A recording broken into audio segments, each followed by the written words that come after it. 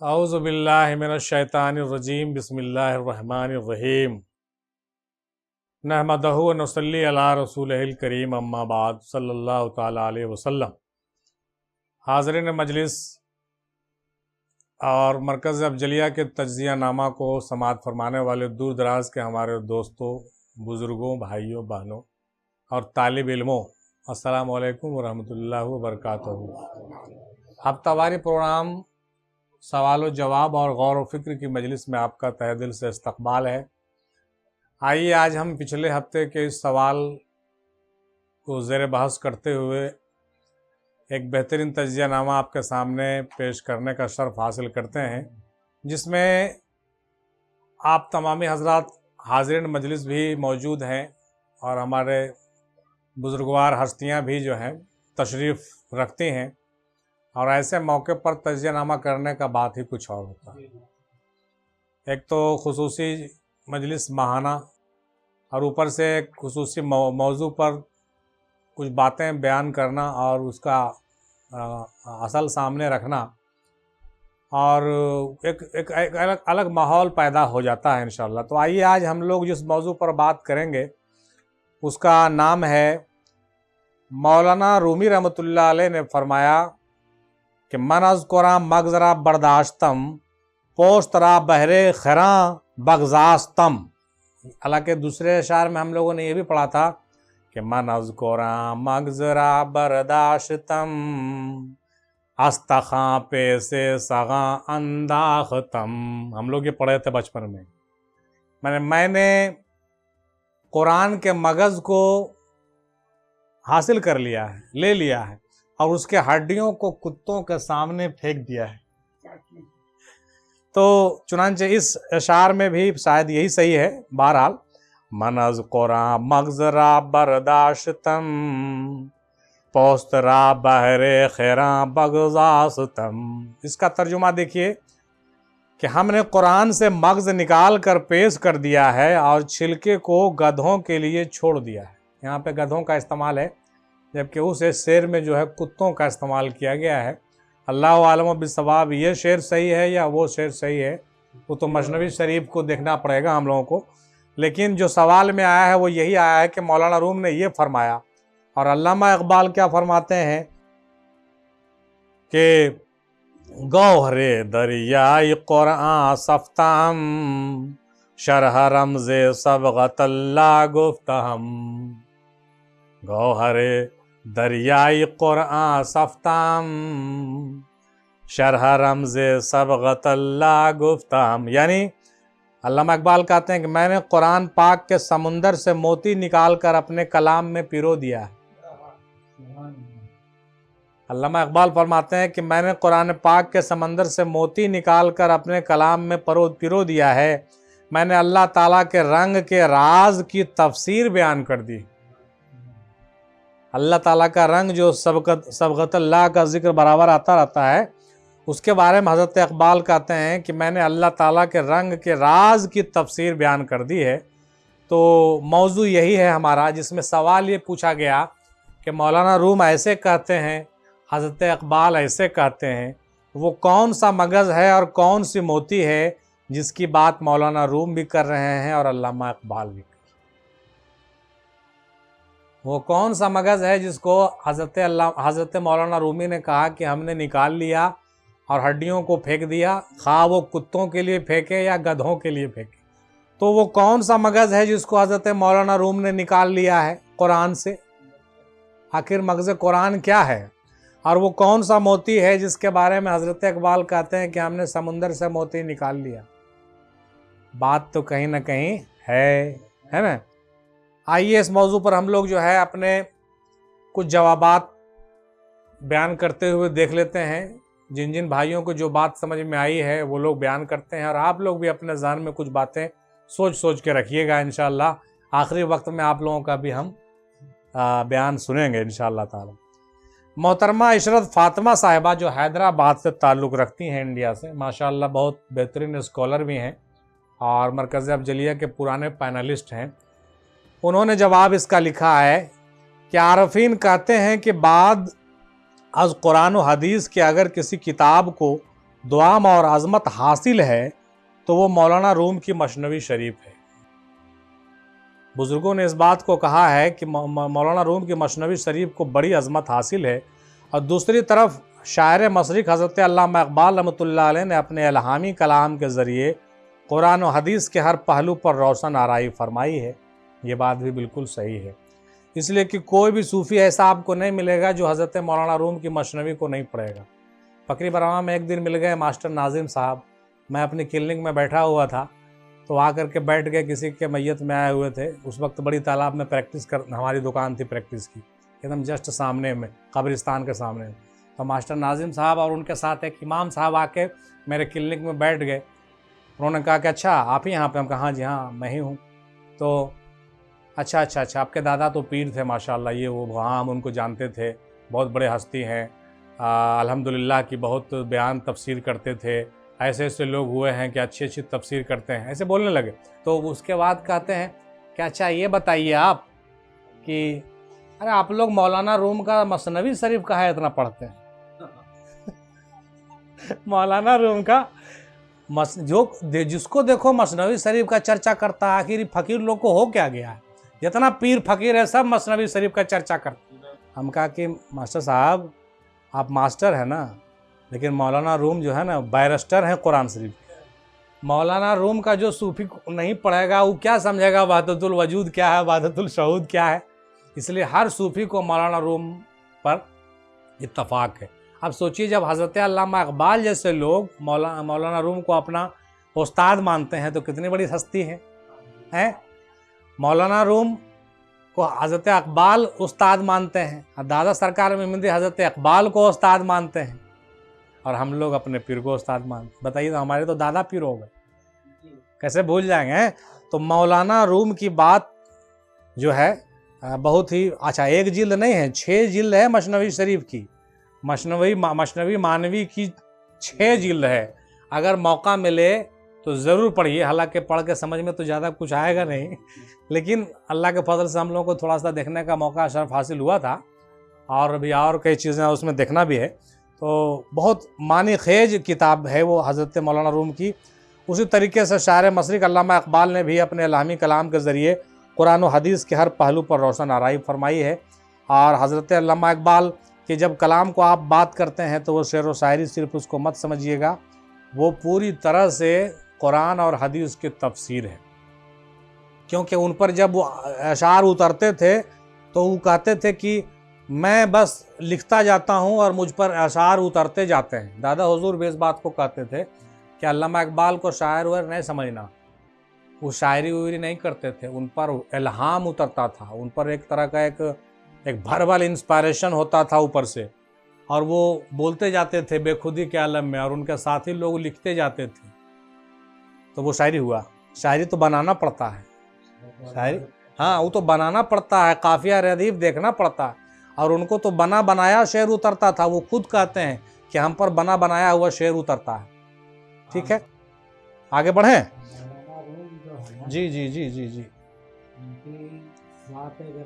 इस तरह से समझा जी जी जी हाँ, अरे क्या कहना है, क्या कहना है। की बारगाह में दुआ किए थे, अल्लाह को ऐसा बंदा मुझे मेरे हवाले कर दे जो तेरे रमूज़ो इसरार मुझ पे जाहिर होते हैं, और लोगों से मैं इजहार कर सकता हूँ। आप जो है गुमनामी में जी रहे थे। जी जी जी। लेकिन जब मौलाना रूम आपकी बारगाह में आए तो आने के हजरत शम्स तबरेज़ रहमतुल्लाह अलैह मौलाना रूम की वजह से मशहूर हो गए। बेशक बेशक, मशहूर और मारूफ हो गए, समझे कि नहीं? क्योंकि जितने अल्लाह के रमूज़ असरार उन पे जाहिर होता था, शम्स तबरेज़ अपनी जुबान से बयान नहीं कर पाते थे। तो मौलाना रूम की शक्ल में अल्लाह ने आपको अता किया। हाँ, यानी उनके शागिर्द को, उनके चेला को। अब सोचिए हज़रत शम्स तबरेज़ के चेला हुआ हज़रत मौलाना रूम।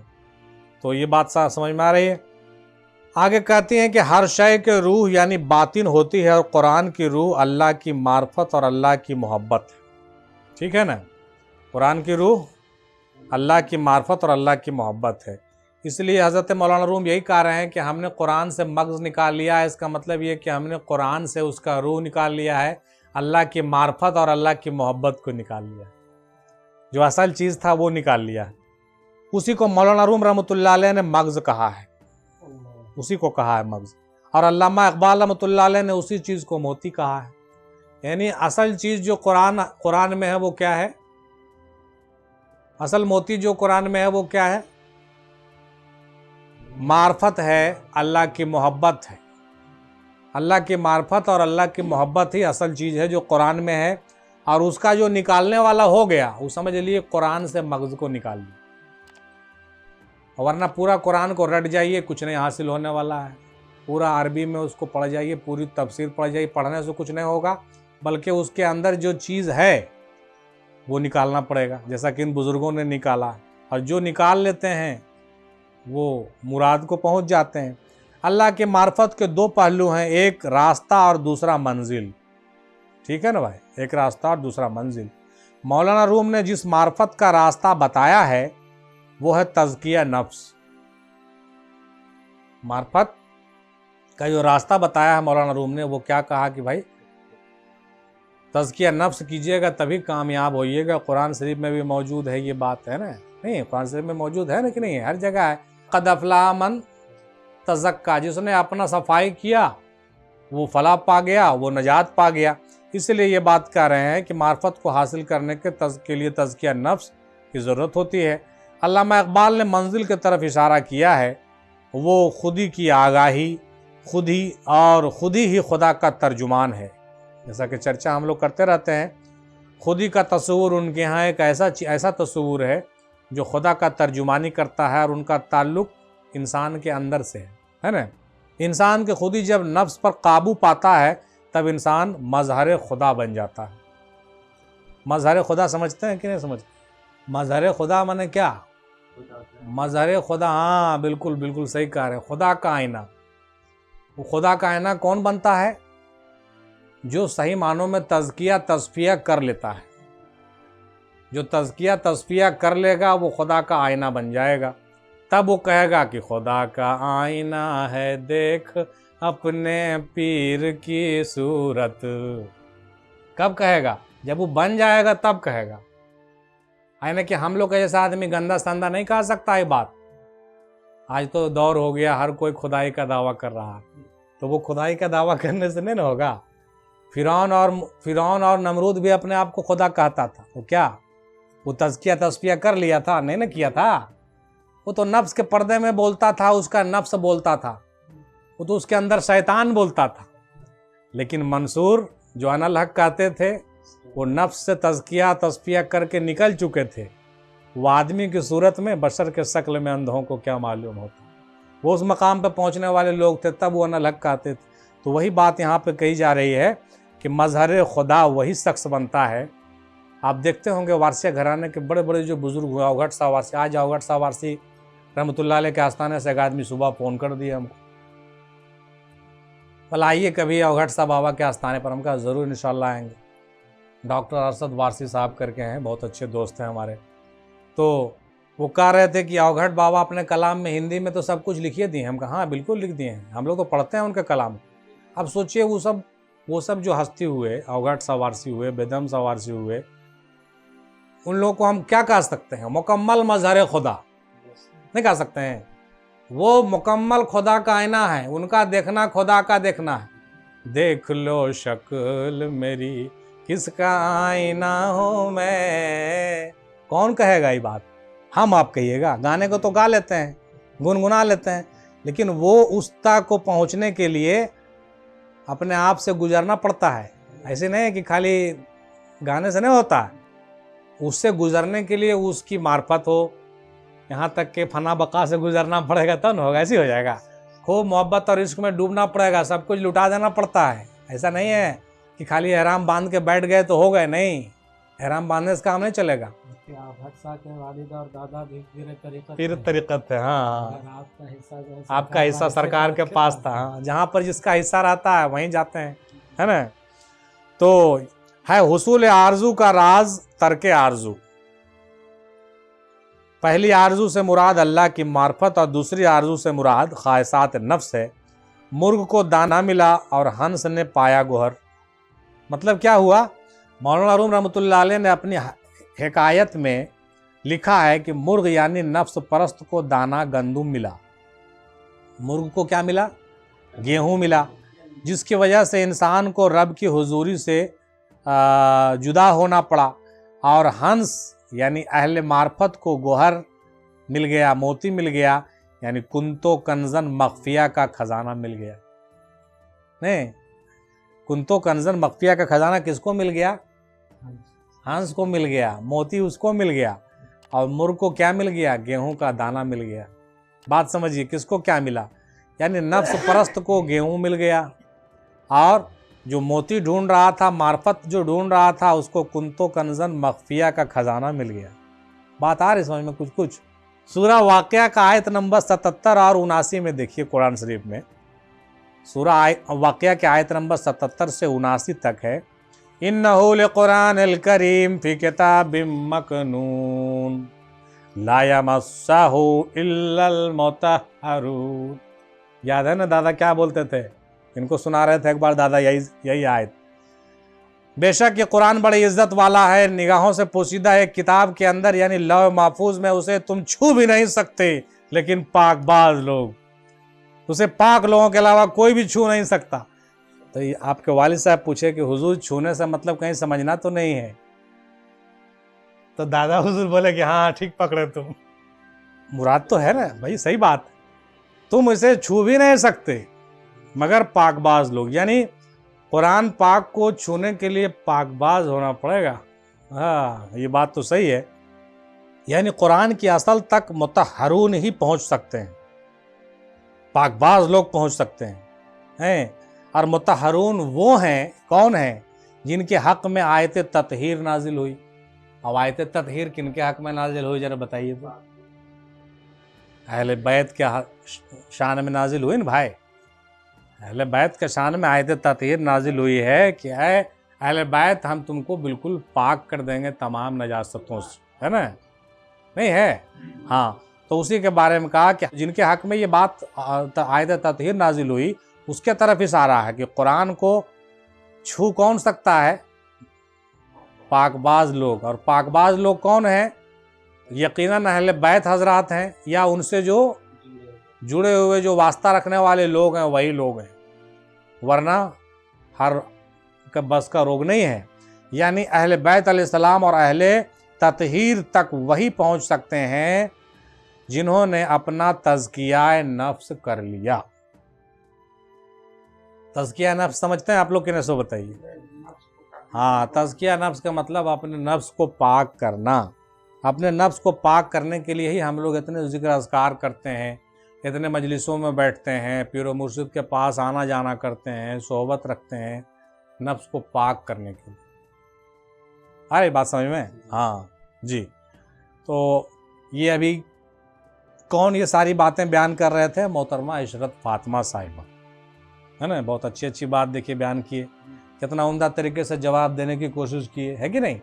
अब हम देखते हैं जनाब अदील अहमद कादरी साहब की गुफ्तगू को सुनते हैं, जो पाकिस्तान कंबोडिया से हैं। कहते हैं वो बेचारे कि मौलाना रूम रहमतुल्लाह अलैह, अल्लामा इकबाल रहमतुल्लाह अलैह और तमाम पाक हस्तियों ने अपने कलाम में सिर्फ तौहीद और मार्फत के नुकात बयान किए हैं। मौलाना रूम के किताब और इकबाल साहब की किताब को देखिए तो कोई फालतू बात नज़र उसमें नहीं आ गया। उन्होंने कुरान हदीस का तर्जुमा तफसीर बयान किया, बल्कि इंसानियत और अखलाकियात और ख़ुद साजी, भलाई, दरगुजर जैसे उम्दा मौज़ूआत पर भी उन्होंने दर्स दिया है ना भाई। पाक हस्तियों का कलाम हिकमत मार्फत पर मबनी है और अपने बाद में आने वाले राह हक के मुतलाशियों के लिए मशाले राह है, सबके लिए है ना। दर हकीकत उनके कलाम का हर लफ्ज़ मोती, कलाम का हर लफ्ज़ मोती है, इसमें कोई शक की बात नहीं है।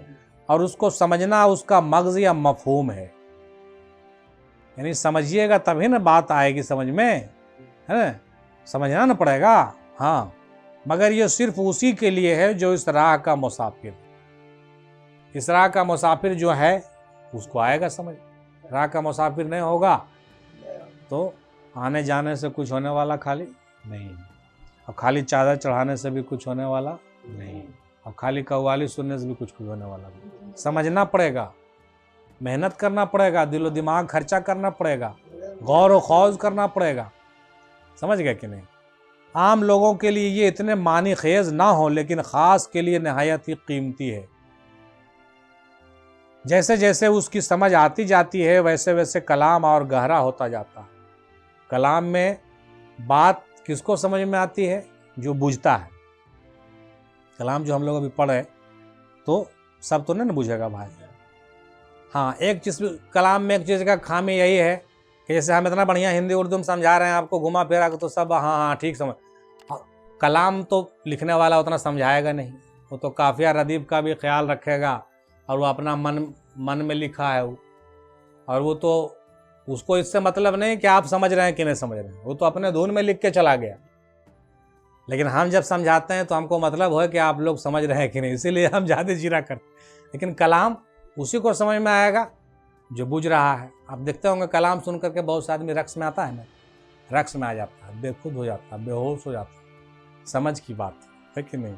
और किसी पर कुछ नहीं होता है, बहुत से ठहाका भी मारता है, देखिए पगला चला है, पूरा नाच रहा है, देखिए पगला गए सब। उसको क्या पता, बंदर जाने अदरक का सवाल, बंदर को पता है कि अदरक क्या होता, तो वही चीज़ उसके लिए कुछ नहीं। और अहले आशिक के लिए, इश्क वालों के लिए, अहले दिल के लिए तो उसका तो एकदम सब कुछ उसी में है, उसके बगैर वो जी ही नहीं सकता। नहीं, वही बात है। तो बहुत कीमती है, आम लोगों के लिए इतने माने खेज ना हो, लेकिन ख़ास के लिए नहायत कीमती होते हैं। जैसे जैसे उसकी समझ आती जाती है वैसे वैसे कलाम और गहरा होता जाता है। जैसे कुरान पाक के एक आयत के मुख्तलिफ मफ़हूम होते हैं, वैसे ही बुज़ुर्गों के कलाम के भी मुख्तलिफ माना है। इन्हें कि खाली ऐसा ही है नहीं, मुख्तलिफ माना होते हैं बुज़ुर्गों के कलाम के, जो अपने अपने ज़र्फ़ और तालीमात के मुताबिक समझ में हम लोगों को आते हैं। मैं अपनी मिसाल देता हूँ, जनाब अदील साहब कहते हैं कि मैं अपनी मिसाल देता हूँ। अव्वल जब मैं बुज़ुर्गों के कलाम को पढ़ता था तो सिर्फ़ अल्फाज पढ़ता था, मफ़हूम कुछ समझ में आते नहीं थे। शेर याद कर लेता था, उनको दोहराता रहता था। रफ्ता रफ्ता निगाह मुर्शिद से कुछ समझ आने लगी। समझ भी सबको नहीं आता है जी।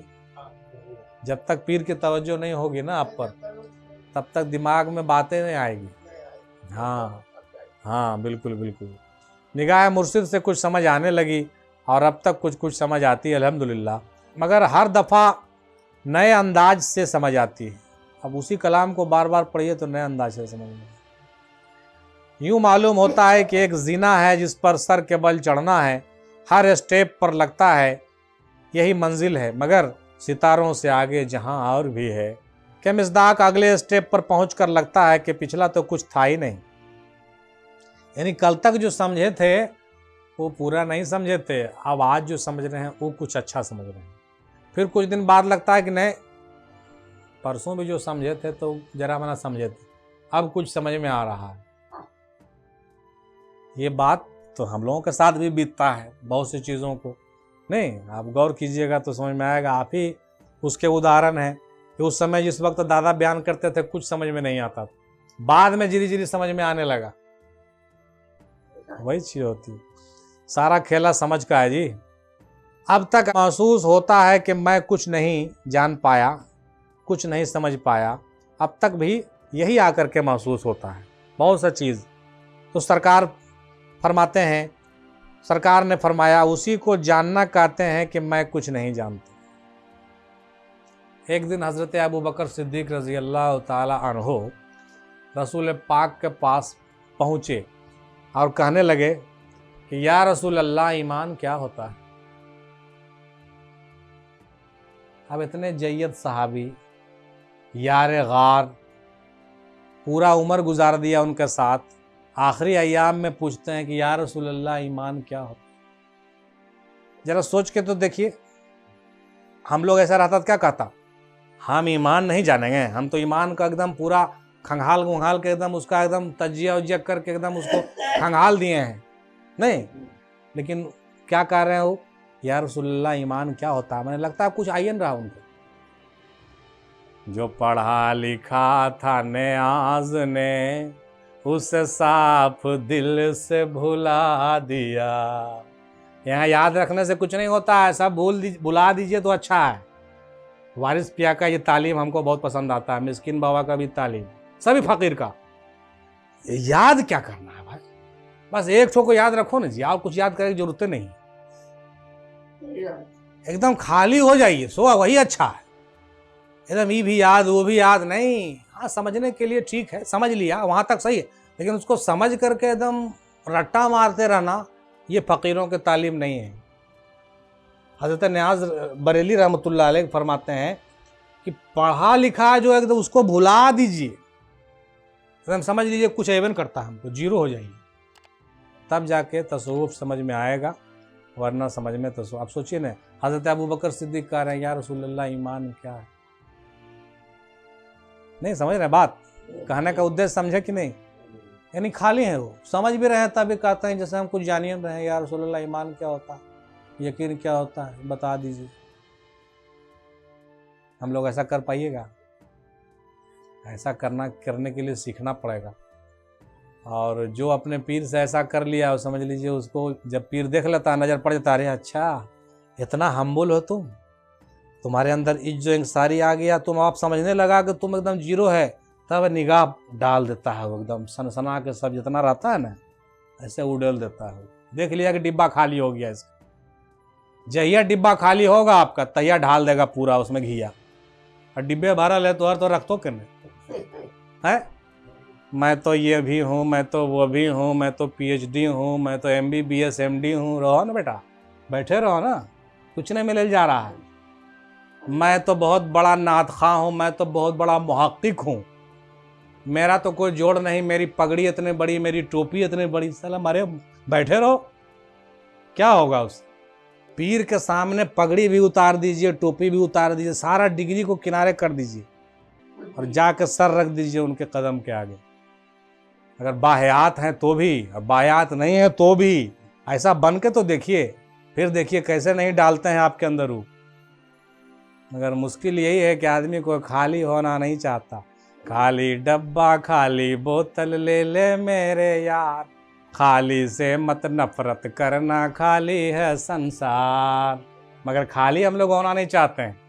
कहने का मतलब दूसरे तरफ विसंगति नहीं हो जाइए, कहने का मतलब क्या है कि हम लोगों को इस राह में खाली होना है। खाली हो जाइएगा, इंशाअल्लाह ताला पीर नवाज देंगे आपको। तो उसी को जानना कहते हैं जब तुम समझ लो कि मैं कुछ नहीं जानता, और हर सांस अपनी हार तस्लीम करना चाहिए। हर सांस, यहाँ जीतने से काम नहीं चलता है, यहाँ हारना पड़ता है। मगर कोई हारना नहीं चाहता हजरत, हारना नहीं चाहता है। अब जब तक हारिएगा नहीं तो हार कैसे पहनिएगा। जो हार गया उसी को हार पहनाया जाता। जो हार गया असल में वही जीत गया। जो अपने माशूक से हार गया वो जीत गया। अब माशूक से जीतने का कोशिश करोगे तो कभी न जीत पाओगे, फेंका जाओगे। एक रोज का वाकया याद आ रहा है, कहना तो नहीं चाहिए मगर कह देते हैं। दादा सरकार मेमिंदी रहमतुल्लाह अलैह एक दिन फरमा रहे थे दादा हुजूर कि क्या कहें, एक नूर की सूरत मेरे सामने आया, नूर की सूरत मेरे सामने आया। मैंने उसका पीछा किया, उसने मेरे चेहरे पर थूक दिया। मैंने फिर उसका पीछा किया, उसने फिर मेरे चेहरे पर थूक दिया। मैंने उसके कदम को चूम लिया, उसने मुझे अपना हार पहना दिया। मैंने उसके कदम को चूम लिया, उसने मुझे हार पहना दिया। मैं अगर उसके थूकने से भाग जाता, मैं उसको दौड़ाता और पकड़ने की कोशिश करता, मैं कहता कि नहीं मैं एकदम जीत जाऊंगा, मैं तुमको छू लूँगा, मैं तुमसे आगे बढ़ जाऊंगा, ये अगर सोच होती तो हम नहीं जीत पाते। हम हार मान लिए, हमने सरेंडर कर दिया, हमने उनके कदम को चूम लिया। कदम को चूमना कि उसने हार हमको पहना दी। ऐसे होता है, इश्क की राह में ऐसे चला जाता है। ऐसे चलिएगा, हम लोग चलने का कोशिश तो कीजिए। सब कुछ निछावर करना पड़ता है, तब जाकर के मामला बनता है। दादा हुजूर का एक वाक़या और याद कीजिए। हज़रत मौला अली बारगाह में जब कलकत्ता पहुँचे, जनाब सूफ़ी साहब हज़रत दादा मीर हिंद सरकार रहमतुल्लाह अलैह, तो आस्थाने पर जब पहुँचे तो सूफ़ी अब्दुल गफ़ूर साहब दादा सरकार दोनों जब आस्थाने पर मौला अली पर पहुँचे, जहाँ पे आप भी गए हैं, है ना, जानते हैं क्या हुआ? आपको तो मालूम है ना, दादा हुजूर के लिए मज़ार शरीफ से एक बहुत फूल का हार आया और आपको पहना गया। ये वाक़या दादा ने अपने से ज़ुबान मुबारक से बयान किया। मज़ार शरीफ से एक बहुत बड़ा हार आया, दादा सरकार के गले में डाल के चला गया। इससे क्या पता चलता है, जरा गौर फरमाइए। सब अल्लाह वालों की बातें हैं, उम्मीद है समझ रहे होंगे। तो बाज़ दफ़ा ऐसा लगता है कि हम सब जान गए, ये धोखा है। जो सब जान गया उसे किसी के लिए क्या ज़रूरत, मगर जो कुछ नहीं जानता वो खिदमत पर मामूर है और उसके अंदर समुंदर मौजजन है। जो ये कहता है कि मैं कुछ नहीं जानता, उससे ड्यूटी ली जाती है और उसके पास समुंदर अता किया जाता है उसको। बुज़ुर्गों के कलाम से मालूम होता है कि दो चीज़ें इख्तियार करना चाहिए, पहला हुजूर पाक से इश्क और दूसरा आजिज़ी और इंकिसारी। अभी जिसका जिक्र हम कर रहे थे, आजिज़ी और इंकिसारी बहुत ज़रूरी है भाई। ये दो चीज़ें इख्तियार करना चाहिए। ये दो चीज़ें इंसान को अखलाकियात, इंसानियत, सब्र व शुक्र, क़नाअत, बल्कि हर तरह के मामूलात में उम्दा तरह से जीना सिखा देते हैं। और अगर हम उनको इख्तियार कर लें तो हमको कलाम भी समझ में आने लगता है। हाँ हाँ हाँ हाँ। आज देखते हैं, हम तो कभी कभी देखते हैं तो हमको बड़ा मतलब ये चीज़ फील होता है। हालांकि ये चीज़ें खानकाहों में अब सामने आ रहा धीरे धीरे। आप कभी जाइएगा वारसिया बारगाह में या फिर किसी बुज़ुर्ग के आस्थाने पर, जहाँ पे सब बाबा लोग बैठे रहते हैं, मुरीद लोग उनके आ रहे हैं, कदम बोसी कर रहे हैं, बाबा उनके सर पर हाथ रख रहे हैं। इस सर पे हाथ रखना जानते हैं कितना महंगा है, उसको हल्का मत लीजिए। भले ही आज के ज़माने में एहराम पोस्ट डुप्लीकेट है, वो एक अलग बात है, उनके हाथ रखने से कुछ नहीं होता है, वो भी अलग बात है। लेकिन ये रिवाज और इस रवायत को पकड़िए। ये तरीका हज़रत वारिस अली शाह का था और बाज़ बुज़ुर्गों का था। अब सोचिए कि एक कामिल शख्स जब आपके सर पर हाथ रख दिया तो आपका तो कल्याण हो गया, नहीं हो गया? अब कब रख दिया? जब आप उनके कदम मुबारक में अपना सर रख दिए। आपका सर रखना भी बहुत बड़ी बात और उनका हाथ रखना भी बहुत बड़ी बात, लेकिन दोनों जगह पे होने चाहिए। आपका सर रखना भी सच्चे दिल से हो, अकीदत और मोहब्बत और इखलास और आजिज़ी से हो, और वो भी पाए की शख्सियत हो जो हाथ रख रहे हो। लेकिन अफसोस ये है कि आज के ज़माने में दोनों डुप्लीकेट ही ज़्यादातर मिलते हैं। कदम रखने वाला भी डुप्लीकेट है, मैंने ज़्यादातर रियाकारी में करता है, सब दिखाना चाहता है, और हाथ रखने वाले भी नायाब हैं भाई। अल्लाह वालों में भी सवाब कौन क्या है तो पता नहीं, लेकिन अगर कोई वाकई मज़हर खुदा हो और वो आपके सर पर हाथ रख दे तो फिर कल्याण हो गया आपका कल्याण हो गया। अगर हम उनको इख्तियार कर लें तो हम कलाम भी समझ सकते हैं, बुज़ुर्गों का फैज़ भी हमको मिलेगा। बुज़ुर्गों ने अपने कलाम में मिसालें दी हैं, जैसे पहाड़, गिलहरी, बुलबुल, जुगनू, अंधों का हाथी देखना वगैरह, सब मिसालें हैं, सबक हैं। इन सब से हमारे लिए और हमको इन बातों को समझ के ही राह सुरूक में आगे बढ़ना है, ताकि हम उन तौहीद मार्फत के नुकात को समझ सकें, अपने लिए ख़ुद मंजिल आसान कर सकें। ये बात है। ये जनाब अदील भाई का जवाब अभी आप समाअत फरमा रहे थे, माशाअल्लाह, बहुत खूब और बहुत उम्दा तरीके से अपनी बातें इन्होंने बयान फरमाई। अब जनाब पीर सूफ़ी शाह मोहम्मद अनवर हुसैनी साहब चिश्ती दाम बरकातहू कलकत्ता से हैं, वो क्या फरमाते हैं, फुरकानी पीर, ये इस हवाले से क्या जवाब देते हैं सोच रहा देखिए, है ना। कहते हैं कि कुरान का मगज़ हक सनासी है जी, हक को पहचानना ही दरअसल कुरान का मगज़ है। हक को पहचानने बगैर कुरान का मगज़ नहीं समझ सकते, क्योंकि कुरान ही है जो हक व बातिल में फ़र्क करने वाला है। और हक अल्लाह की ज़ात और ज़ात अपनी सिफ़ात से जुदा नहीं है। ज़ात और सिफ़ात की जब हम लोग बात करते हैं तो ये तो उलमा का मामला है, उलमा इसको समझते हैं। जो डूबे हुए जो ज़्यादा सूफ़ी लोग हैं वो उसको बुझते हैं, ज़ात और सिफ़ात का मामला है। हक अल्लाह की ज़ात और ज़ात अपनी सिफ़ात से जुदा नहीं है। ज़ात से ही सिफ़ात निकला है, इसलिए सिफ़ात ज़ात से जुदा नहीं है। कुरान के मगज़ और मोती मुर्शिद कामिल के ज़रिए ही हासिल होती है। और उसी को ज़ात व सिफत समझ में आती है और ये मामला जो है आगे बढ़ता है। कहा जाता है कि मौलाना रूम ने क्या खूब फरमाया था कि हेच चीज़ें खुद ब खुद चीज़ें न शुद, हेच आहन खुद ब खुद तेगे न शुद, मौलवी हरगिज न सुद मौलाए रूम, ता गुलाम शम्स तबरेज़ी न शुद।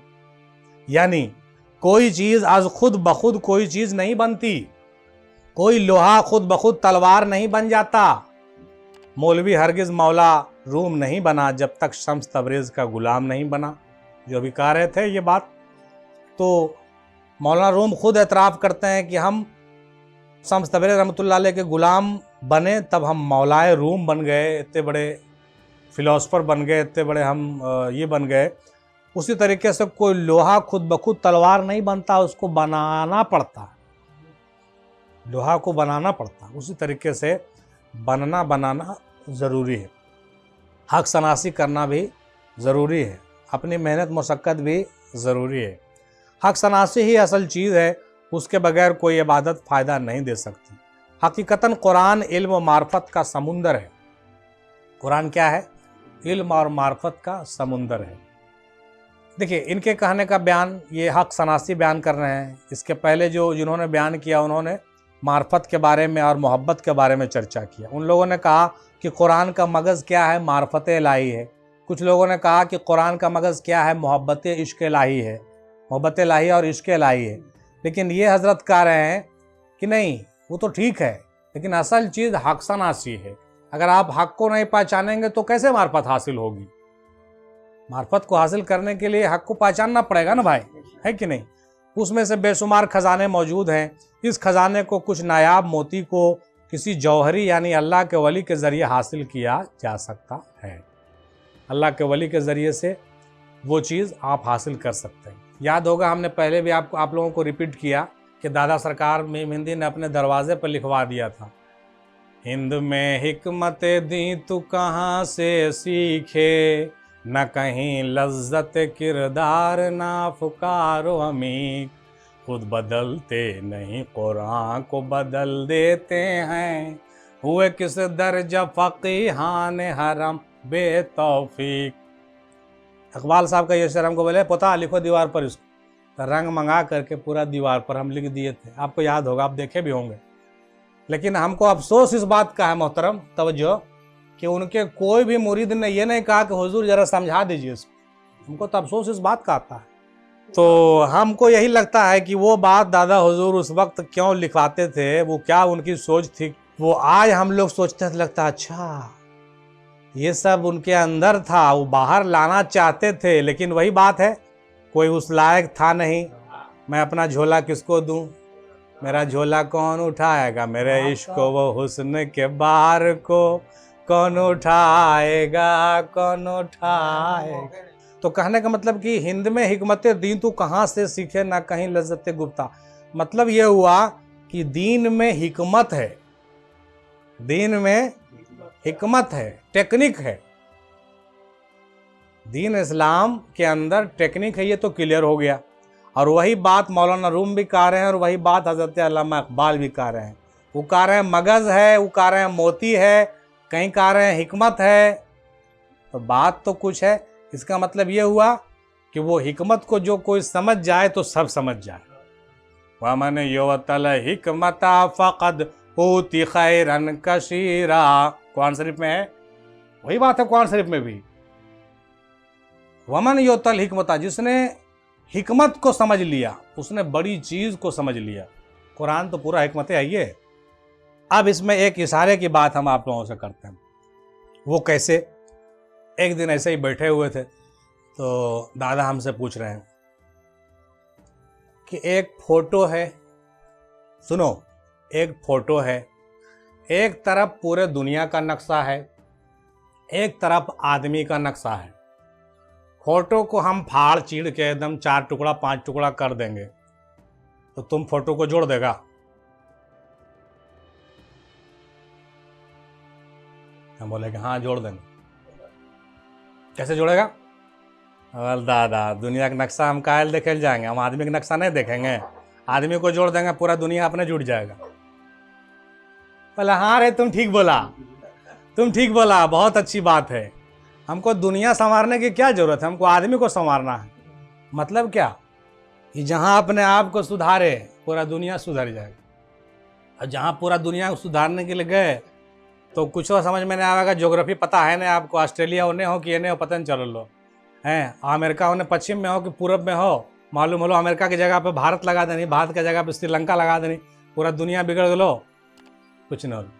तो वही चीज़ है मोहतरम जनाब, हिकमत यही है कि एक आदमी का नक्शा को जो अगर हम लोग सही कर दें पूरा दुनिया सही हो जाएगा। उसी तरीके से रसूलुल्लाह की वो हदीस भी याद कीजिए कि इंसान के अंदर वो एक जिस्म का टुकड़ा है, अगर वो सही हो जाए तो सब सही हो जाए।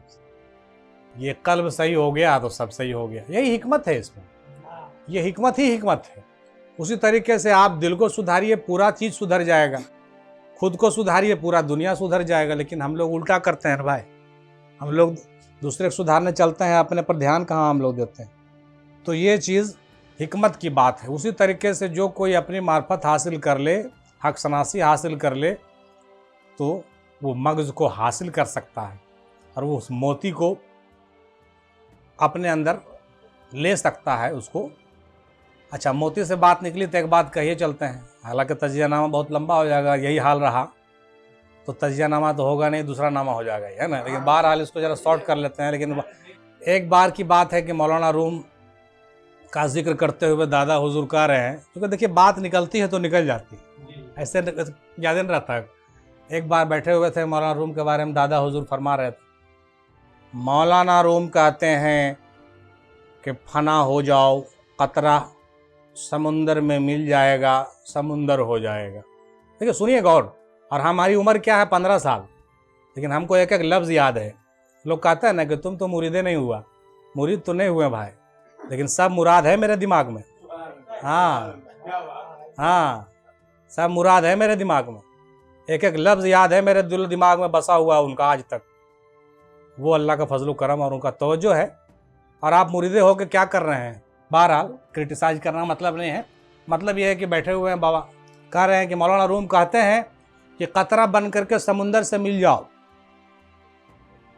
और हम कहते हैं, अपने बारे में कह रहे हैं, हम कहते हैं कि कतरा बनो, कतरा से सीप में चले जाओ, सीप में मोती बन जाओ, और मोती बन करके समुंदर में मिल भी जाओ मगर मिलो नहीं। समुंदर में जाके मोती बन के रहो, हम ये कहते हैं। ये बात तो हमको उस वक्त समझ में नहीं आई, लेकिन बाद में समझ में आई, जिसके अंदर बहुत सी गहराई है। वादतुल वजूद और वादतुल शहूद की बारीकियां हैं इसके अंदर, कभी बाद में इसके बारे में और जिरा करेंगे इंशाल्लाह। ये एक बहुत बड़ा नुक्ता है। कहने का मतलब ये हुआ कि हज़रत अल्लामा इकबाल से आपके जो ख्यालात हैं बहुत ज़्यादा मिलते हैं, लेकिन मौलाना रूम से किसी किसी बातों में जो है थोड़ा सा बारीक इख्तलाफ भी रखते हैं वो रूहानी तौर से। समझिए बात को, वो एक अलग चीज़ होता है, अलग मसला होता है, वो अपने अपने फिक्र की बात है। कैसे हज़रत उस्मान हारूनी से आगे कैसे निकल गए थे हज़रत ख्वाजा मोइनुद्दीन चिश्ती, वही मामला यहाँ भी है। कोई ठिकाना नहीं कि मौलाना रूम से आगे निकल गए हज़रत इकबाल, और हज़रत मीम हिंदी किससे आगे निकले हैं ये तो हमको कहने की ज़रूरत नहीं है, गुस्ताखी होगी। लेकिन अपनी अपनी सबकी पहुँच और अपनी अपनी समझ है। क्या पता कौन किस मकाम में है, वहाँ कौन जानता है। ये अमीर खुसरो वाला वाक़या याद है ना, वहाँ ढूंढते हैं तो मिलते ही नहीं हैं। बाज़ लोग जो है मकाम अहदियत में होते हैं, बाज़ लोग मकाम महमूद में होते हैं पता ही नहीं चलता है किस मजलिस में कौन है। बहरहाल अल्लाह ताला भी फरमाता है कि हमारे हर वली जो है हमारे ख़ास क़बा के अंदर है। बाज़ वलियों के बारे में खिज़र को भी पता नहीं है, ढूंढते रह जाओगे, मिलेगा ही नहीं। बहरहाल तो कहने का मतलब क्या हुआ, कुछ बात समझ रहे हैं ना। अब कहते हैं कि अल्लाह के वली के ज़रिए ये सब चीज़ें हासिल की जा सकती है। और ये भी कहते हैं मोहतरम जनाब पीर चिश्ती साहब हैं, वो कह रहे हैं कि वो मोती हरफ मक़तियात भी हैं। हरफ मक़तियात को समझ रहे हैं, बहुत मुश्किल है। ये मोती हैं कुरान के, इसका समझना बहुत दुश्वार गुजार है भाई। हरफ मक़तियात समझते हैं ना, काफ हा या ऐन साद अलीफ लाम मीम या सीन ता हा, क्या क्या क्या बहुत मुश्किल है इसका समझना। बाज़ लोग अपने हिसाब से थोड़ा थोड़ा बयान कर देते हैं, लेकिन बयान करने के लायक चीज़ें नहीं हैं। ये अल्लाह रसूल के बीच में एक बहुत ही बड़ा राज है। दादा कहते थे ये ला कलामी गुफ्तगू है, ला कलामी गुफ्तगू, माने कलाम भी हो रहा है, गुफ्तगू भी हो रहा है, कलाम नहीं भी हो रहा, इशारों ही इशारों में बात हो रही है ना। तो ये चीज़ है, बाज़ अल्लाह वालों को इसकी समझ हुई है और वो बयान करते हैं माशाअल्लाह अल्हम्दुलिल्लाह। जनाब शम्मा नियाज़ी साहब कहते हैं कि जिस बुज़ुर्ग के अंदर हर पे मख्तियात का इल्म नहीं वो बुज़ुर्ग ही नहीं।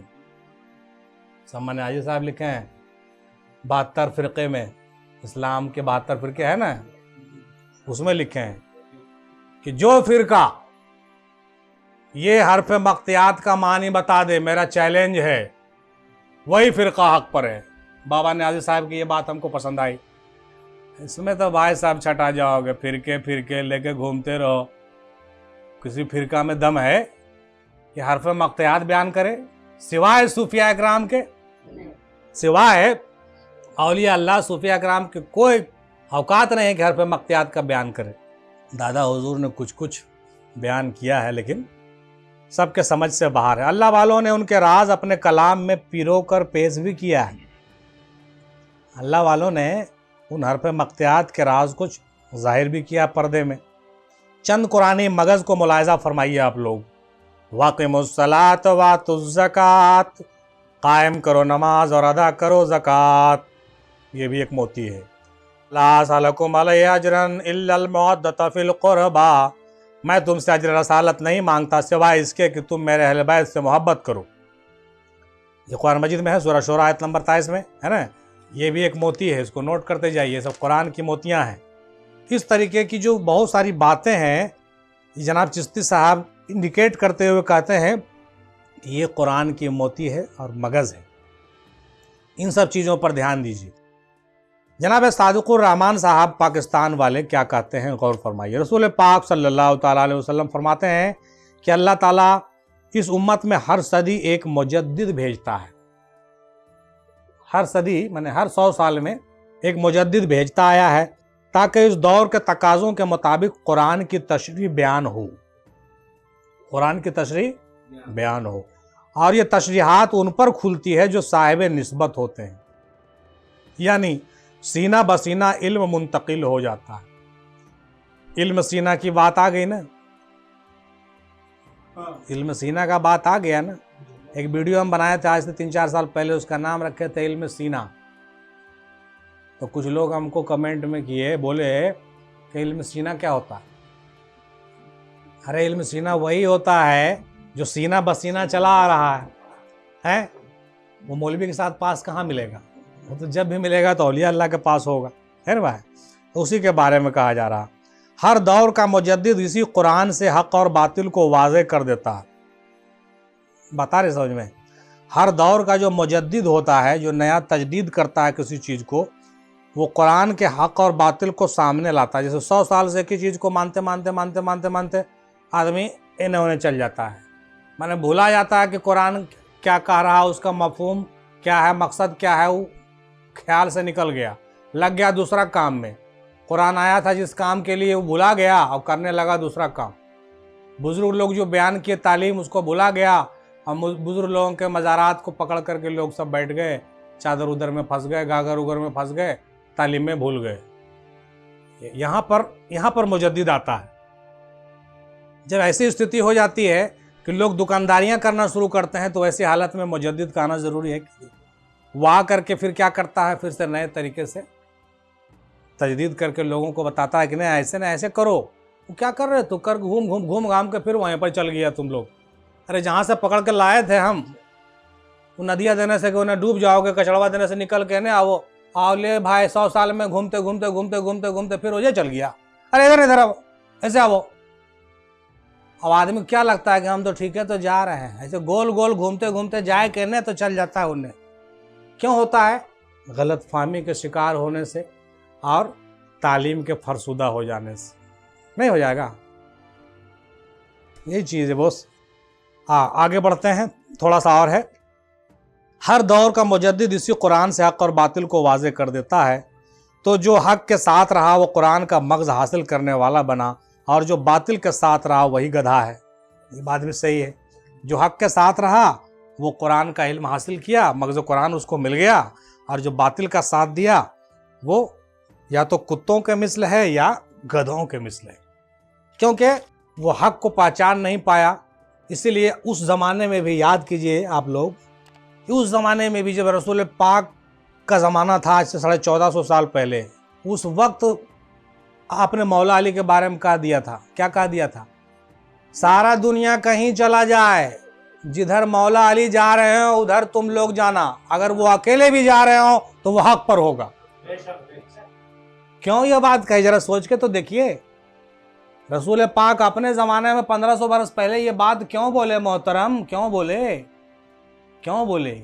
वो जानते थे कि सब गुमराह हो सकता है, मौला अली गुमराह नहीं हो। सब गुमराह हो सकता है, मे बी, डाउट है, लेकिन एक है मेरा जिसके अंदर हमने सब कुछ उड़ेल दिया है, वो गुमराह नहीं होगा। इसीलिए जब भी हम लोग पैरवी करें, फॉलो करें, तो उस शख्स का करें जिसके अंदर उड़ेला हुआ हो, जिसके अंदर, जिसके डब्बा में घी हो, उसके पास जाने की जरूरत है। जिसका डब्बा ढन ढन पानी से भरा हुआ हो, उससे कुछ नहीं मिलने वाला। यह समझना बहुत जरूरी है। और उन बातों को भी याद करना चाहिए कि पीर मुर्शिद ने आगे क्या हिदायत दिया था, क्योंकि हर बार वैसे ही होता है, हर जगह वैसे ही हो रहा है। जब रसूल पाक के ज़माने में हुआ, आज भी हो रहा है खानकाहों में, ऐसा नहीं कि नहीं हो रहा। हर खानकाह में कहानी है, सुन्नत बन गया ना जी, ये तो सुन्नत बन गया। अल्लाह ताला जो है हम लोगों को हक के रास्ते पर और हक को पहचानने की तमीज़ अदा करे, है कि नहीं। और ये तस्लीहात उन पर खुलती है जो साहिब निस्बत होते हैं, और सीना बसीना इल्म मुंतकिल होता है। ये बात तो हमने अभी समाअत कर लिया। ये थे जनाब सादिकुर रहमान भाई, बड़े ही मशकूर और ममनून हम लोग हैं इनके। अब बड़े दिन के बाद जनाब सूफ़ी हाजी अहमद सुबहानी साहब हमारे ग्रुप में तशरीफ़ लाए हैं। पिछले बार बड़े दिन के बाद माशाल्लाह हज उज करके लौटे हैं वो, और पुराने मुफक्किर रहे हैं हमारे ग्रुप के। उन्होंने देखिए इस मौजू पर ज़ुबान गोया किया है, इस मौजू पर अपनी बात कुछ बयान फरमाई है।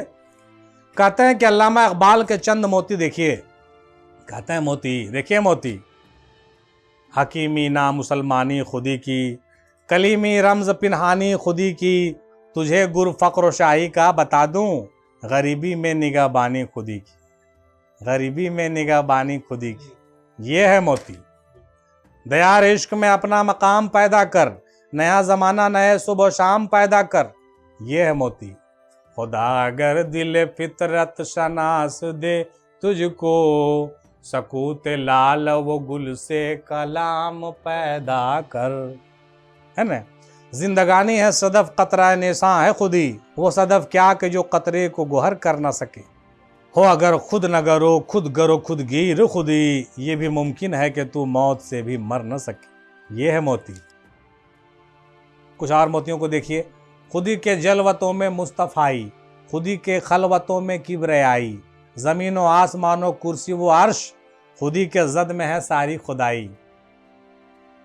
फिर चरागे लाला से रोशन हुए कोहो दमन, मुझको फिर नगमों पे उकसाने लगा मुर्गे चमन। अपने मन में डूब कर पाजा सुरागे जिंदगी, तू अगर मेरा नहीं बनता अपना तो बन। मन की दुनिया सोज व मस्ती जज्ब शौक, तन की दुनिया सूद सौदा मक्र फन। मन की दौलत हाथ आती है तो फिर जाती नहीं, तन की दौलत छांव है, आता है धन जाता है धन। खुदी में गुम है खुदाई तलाश कर गाफिल, यही है तेरे लिए अब सलाहकार की राह। हदीस दिल किसी दुर्वेश बेगलीम से पूछ, खुदा करे तुझे तेरे मकाम से आगा। ये है मोती। गला तो घोंट दिया अहले मदरसा ने तेरा, कहाँ से आए सदा ला इलाहा इल्लल्लाह। खुदी को कर बुलंद इतना कि हर तकदीर से पहले खुदा बंदे से खुद पूछे बता तेरी रज़ा क्या है। बुझी इश्क की आग अंधेर है, मुसलमान नहीं राख का ढेर है। शराबे कुहन फिर पिला साकिया, वही जाम गर्दिश में ला साकिया। मुझे इश्क के पर लगा कर उड़ा, मेरे खाक जुगनू बना कर उड़ा। खिरत को गुलामी से आज़ाद कर, जवानों को पीरों का उस्ताद कर। जवानों को बूढ़ों का उस्ताद कर। पीरों मैंने बूढ़ों। इकबाल साहब क्या कर रहे हैं, देखिए इकबाल साहब का शौक कितना ज़बरदस्त है। हम क्यों रुक गए यहाँ पर, वजह है जवानों को बूढ़ों का उस्ताद कर। क्या फिक्र है उनकी, हैं बताइए। हरी साख मिल्लत तेरे नाम से है, नफस इस बदन में तेरे दम से है, तड़पने फड़कने की तौफीक दे, दिले मुर्तज़ा सोज सिद्दीक दे। ये जनाबे सुभानी साहब ने इकबाल साहब के मोतियों को आपको रवाना कर दिया कि देख लीजिए यही सब है मोती, ये सब मोती को समझिए, है ना। जनाब हकीम हबीबुल्लाही साहब क़िबला पाकिस्तान से कहते हैं कि कुरान के अहकाम के मकसद पर अमल करना कुरान का मगज़ है, और सिर्फ ज़ाहिर तौर से अमल करना उसका छिलका है। अहकाम के बातिन को समझना ही मगज़ है, यानी अहकाम इलाही के मगज़ को समझना पड़ेगा। यानी अहकाम का मकसद क्या है। ये बहुत अच्छी बात कह, देखिए हम इससे फेवर करते हैं, इसलिए हम यहाँ पर रुक गए हैं। क्यों हम फेवर करते हैं कि जैसे मिसाल के तौर पर हमने आपको कहा कि बाहर जाइए, बाहर जा कर के पानी लेके आइए, और आप बाहर गए और जाके खैनी खाने लगे, तो पानी लेके आए नहीं। तो कहने का मतलब आप कहिए कि नहीं हमको तो आप बाहर जाने के लिए बोले हैं इसलिए हम बाहर चले। अरे बाहर जाने के लिए क्यों बोले थे, पानी लाने के लिए नहीं जी। अब पानी लाए नहीं, खैनी खा रहे हैं, तो अब मकसद तो फौत हो गया। बस ये यहीं पर फंस जाता आदमी। अरे नमाज पढ़ने का हुक्म है कुरान में, इसलिए पढ़ना फ़र्ज है। अबे पढ़ने के लिए हुक्म क्यों दिया, सुन बताओ। रोज़ा रखने का हुक्म है तो रोज़ा रख, अबे क्यों रोज़ा रखने का हुक्म दिया तुमको, सोच समझो ना। वो समझ में करता, वो सब हम कुछ नहीं जानते हैं। हुक्म इलाही है, बस करते जाना है। अरे है ना, हुक्म इलाही है तो खाली करना है कि समझना भी है उसको, खाली करना है। हुक्म इलाही है, हुक्म इलाही हज करना, तो हज खाली करके जाके घूम घाम के चल आइएगा, बूझिएगा भी कि हज करल काहे के लिए कहा गया। ज़कात देने का हुक्म है, उसके पीछे फंडा है ना जी, कि सोसाइटी आपका बढ़िया हो जाए, सबके पास दौलत बराबर चला जाए, गरीब को जो है फ़ायदा मिले। तो नहीं, ज़कात देने का हुक्म है तो हम दे दिया, गेंदौड़ा पर फेंक दिया, क्या फायदा। अरे गेंदौड़ा फेंकने के लिए दिया था तुमको, ये तो वही बात ना होगा कि नहीं हुक्म है, बोले हैं आप ज़कात देवे, हम फेंक दिया, हम दे दिया। अब समझिए आप, ये मतलब हुआ देने के लिए इसलिए कहा गया ताकि आपके अगल बगल लोगों को उसका फ़ायदा मिले। तो कहने का मतलब कि ये बहुत अच्छी बात कर रहे हैं कि अहकाम के बातिन को भी समझना पड़ेगा कि हुक्म जो दिया गया तो क्यों। यही देखिए, यहीं पर फ़र्क और सूफ़ी और मुल्ला का हो जाता है। सूफ़ी लोग अहकाम पर अमल करते हैं और उसके मकसद को भी समझते हैं और अल्लाह को राज़ी कर लेते हैं, और मौलवी लोग खाली अहकाम को अहकाम करके फॉलो करता है और मौज पर ताव देता है कि वाह मैं तो जीत गया हूँ, मेरे लिए जन्नत और मेरे लिए हूर कसूर है। अभी बताइए तो जरा। नहीं, मिसाल कितना अच्छा हम आपको दिए। हमने कहा भाई बाहर जाइए जरा पानी लेके आइएगा, उधर से ठंडा पानी लाइएगा तो ना हम आपसे खुश होंगे जी। अब गए तो जरूर, आप बात तो मेरा मानिए लिए आप कहेगा ना हम तो बात माने थे आपका, हम गए थे बाहर जी, और गए थे तो पनिया कहाँ लाग दिया हम। वही बात हुआ। कहने मतलब कि अहकाम इलाही पर अमल करना ज़रूरी है। तमाम सूफिया का ये कहना है, खुद दादा भी इसको फेवर करते थे और हम लोग भी इसको फेवर करते हैं कि अहकाम को मानना ज़रूरी है, लेकिन उस अहकाम के मकसद को समझना ज़रूरी है। अब जैसे मिसाल के तौर पे एक मिसाल और ले लीजिए कि हम लोग जिक्र करते हैं, मिसाल बढ़िया मिसाल है, बढ़िया मिसाल ले लेते हैं, तो बुतरू को समझाने के लिए था बाहर वाला। अब जरा हम लोग पीर भाई को समझने के जिक्र। अब ये बात हम क्यों कर रहे हैं, वारसिया घराने के हवाले से कर रहे हैं। देखिए हम दोनों टैली करके बात कर रहे हैं, चूँकि वारसिया सरपरस्त यहाँ पर हैं तो आप समझने में आपको आराम होगा। जिक्र इलाही करने के लिए क्यों कहा गया हम लोग, हुक्म है जिक्र करो, हाँ बिल्कुल सही बात है, कुरान में हुक्म है जिक्र करो, जिक्र करो। क्यों करो भाई, क्योंकि उस जिक्र से आपके लतीफ़े रोशन हो, आपका दिल बेदार हो, आपके अंदर इश्क व मोहब्बत आए। अब जिक्र कर रहे हैं, दीवार उवार फाड़ दिया आपने, लैपटॉप उपटॉप तोड़ दिया, ना दिल बेदार हुआ, ना नफ्स का तज़किया हुआ, ना इसको मोहब्बत आया, कारे के कारे रह गए, कोरे के कोरे रह गए। क्या फायदा हुआ उस हुक्म को करने से, सो बताइए आप हमको। जिस काम के लिए करने के लिए कहा गया वो ना कीजिए। तब वारिस पाक जैसे हस्ती आए, कहा कि छोड़ो बंद करो सबको, कोई जिक्र उकर नहीं कर, होना जाना कुछ है ही नहीं, तुम तो उसका रोजगार बना लिए हो। आज देखिए वारसिया घराने में कोई जिक्र फिक्र नहीं, उतना हक हुक ज्यादा कुछ नहीं। पैदा करो, इश्क करो, मोहब्बत करो, नवाजेंगे तुमको हम, आंख से नवाजेंगे, दिल से देखेंगे तुम्हारे अंदर वो बन गया है, वो सलाहियत हो गया, नवाज देंगे। तो कहने का मतलब देखिए वो भी सही है, आप भी सही हैं, गौस पाक का तरीका भी सही, सबका तरीका सही, लेकिन टाइम टेबल के हिसाब से उसमें चेंजिंग लोग करते हैं। दादा हुजूर की जिंदगी को आप देखिए, आज उनके करीबी लोग हक हो में लगे हुए हैं। दादा हुजूर ने आपको दिया तालीम हक हो का? कभी नहीं। आप किधर से लेके चले आए? आप होते कौन है जी हक हो करने वाले? जब दादा ने आपको कह दिया कि आपको कुछ करने का जरूरत नहीं है, तो यकीन नहीं था उनके बात पर? तो यकीन नहीं था तो लीजिए, अब हक करते रहिएगा, कुछ नहीं होगा, कभी बरकत नहीं होगी उसमें, पक्की बात जान लीजिए। जो अपने का वफादार नहीं वो गैरों का क्या वफादार होगा जी। तो कहने का मतलब कि हम लोगों को अहकाम इलाही के मकसद पर गौर करना है, मकसद पर। हम कह रहे हैं आपको, दादा ने कहा है आपको, लेकिन क्यों कहा ये गौर कीजिए। आगे बात समझ में? मकसद को अगर पा गए तो अपने पीर को आप खुश करने में कामयाब हो जाइएगा। अच्छा, पीर के सोबत में देखिए, यही सब सीखने को मौका मिलता है ना। दादा एक दिन बैठे हुए शांति से, चुपचाप से बैठे हुए, बड़े मायूस। भाई मायूस मतलब नहीं फिक्र में, मायूस मतलब क्या, उनका तो रंग बदलता है, हजारों रंग मेरा दर्द माजूरी, कभी हैरत, कभी मस्ती, कभी आहो सहरगाही। बैठे हुए एक दिन ऐसे ही 3 बज गया, बिना बोले हुए हम अपने से चाय बना के ला करके उनको दे दी, बिना बोले हुए। वैसे हालत में कोई आदमी अगर बहुत फ्रस्ट्रेट बैठा हुआ और चाय ला के दे दीजिए, उसको कितना अच्छा लगता है, जरा गौर कीजिए। नहीं, हम लोग इंसान है ना, अंदर से दुआ निकलता है। देखो कितना ख्याल मेरा रखता है या रखती है कोई भी। कहने का मतलब क्या हुआ, आप जो खाली वो कहें सो मत कीजिए, आप वो कीजिए जो वो चाहते हैं।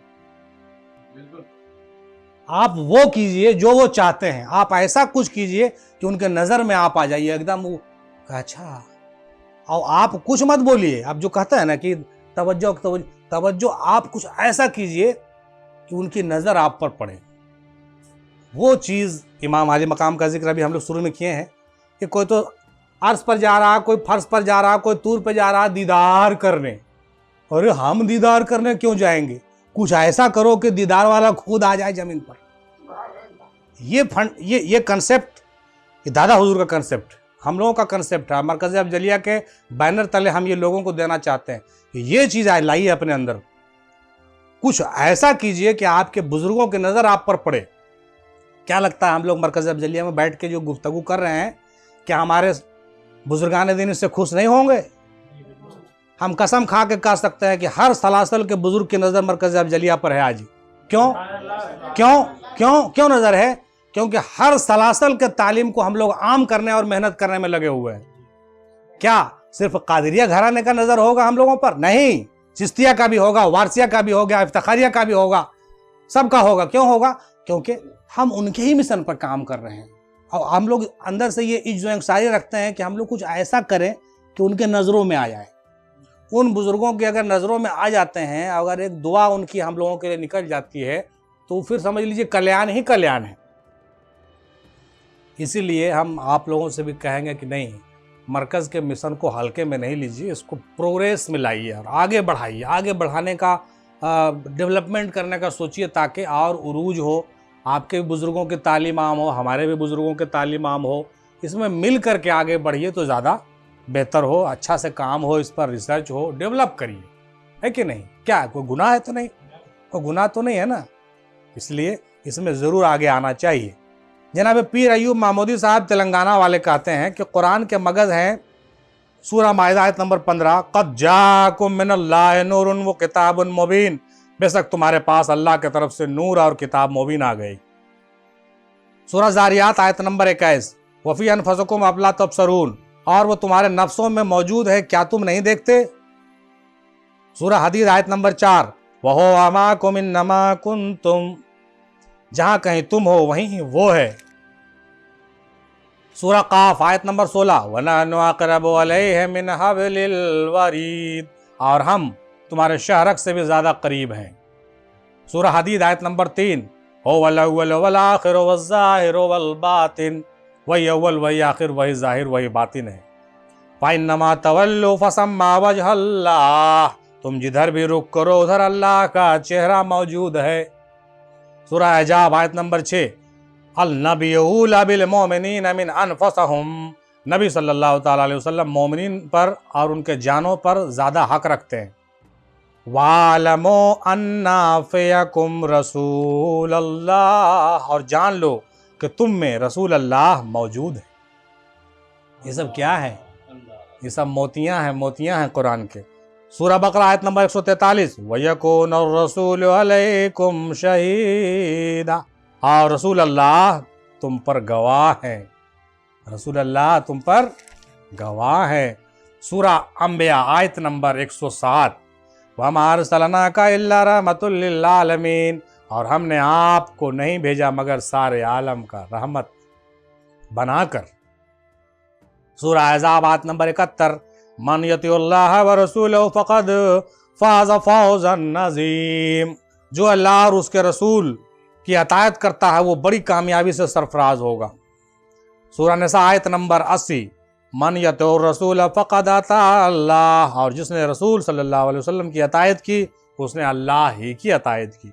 सूरह यूनुस आयत नंबर 10, अला इन्ना औलिया अल्लाह ला खौफुन अलैहिम वला हुम यहज़नून, खबरदार हो जाओ बेशक औलिया अल्लाह को ना कोई खौफ है और ना वो गमगीन हो। ये सब क्या है? कुरान के मोतियाँ हैं।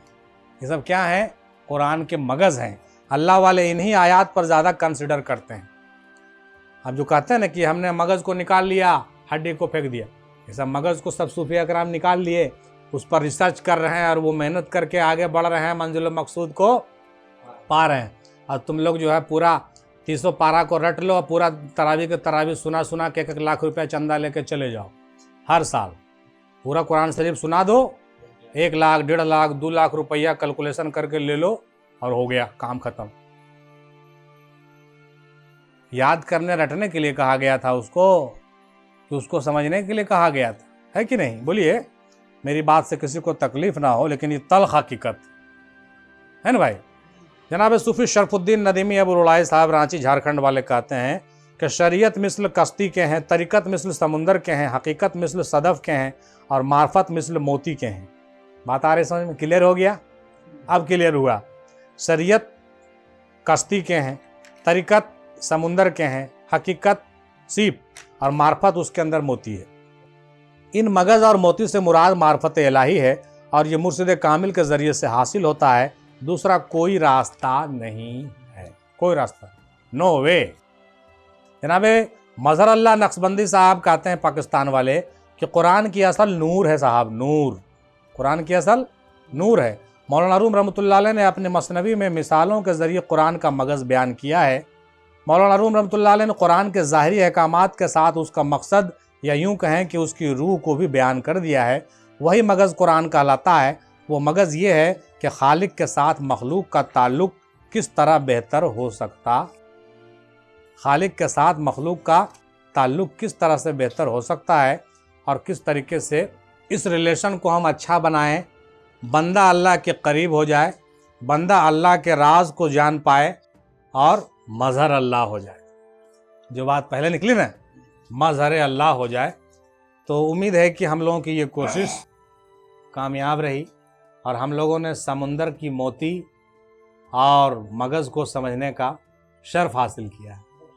कुछ तकरीबन बातें समझ में आ गई कि कुरान का मगज़ क्या है और कुरान के अंदर जो है राज भेद हिकमत क्या है।